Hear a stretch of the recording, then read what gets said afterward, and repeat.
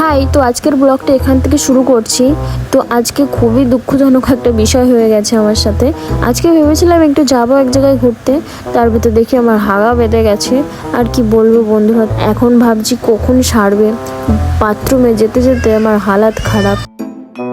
না পেরে আমি ওষুধ খেলাম, তারপরে আমাকে দিয়েছিল চিড়ে খেতে, শুধু চিড়ে। তো তোমরা দেখলে আমাকে কাজের ওখান থেকে এসে ওষুধ আমাকে দিয়ে গেল বাড়িতে। তারপর আমাকে দিয়েছিল ওআরএস খেতে, যেহেতু আমি ক্লান্ত হেগে হেগে।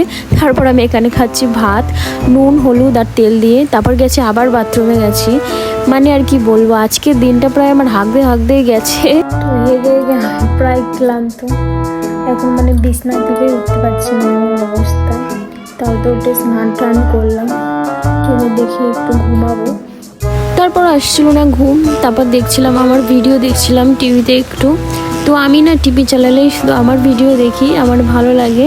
তারপরে দেখো আমি এই যে গানটা চালালাম, এটা আমার খুবই পছন্দের গান। তোমাদের কাদের কাদের পছন্দের গানটা একটু জানিও। যেহেতু আজকে সারাদিন কোনো কাজ করতে হয়নি, রিল্যাক্সে শুয়ে আছি আর হাঁকছি। আর কি করবো, আর তো কোনো কাজই নেই। আর খাওয়ার মধ্যে ওই নুন হলুদ আর তেল দিয়ে ভাত তেমন খাওয়া দাওয়া করে আবার আমি গেছি বাথরুমে। মানে অবস্থা আমার একদমই খারাপ। তারপরে বিকালের দিকে একটু ভালো লাগছিল, তারপরে ছাদে নিয়ে যে জাম খেতে লেগে গেলাম। দেখেছো আমার কেমন দোষ, আমি মানে এদিকে হেগে বাঁচতে পারছি না, এদিকে আবার বিকালে জামের বাটি নিয়ে চলে গেছি ছাদে জাম মাখা।